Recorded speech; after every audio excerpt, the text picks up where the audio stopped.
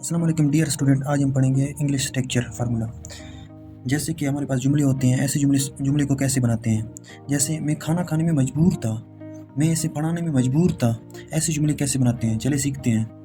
सबसे पहले हमारे पास फार्मूला है आई वॉज कंपेल्ड, कंपेल्ड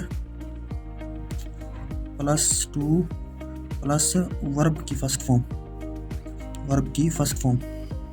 ठीक है, चले इसे जुमलों में कैसे इस्तेमाल करते हैं। जैसे मैं खाना खाने में मजबूर था, I was compelled, I was compelled to eat food. ये जुमला बन गया। अच्छा, दूसरा जुमला बनाते हैं I was compelled to teach,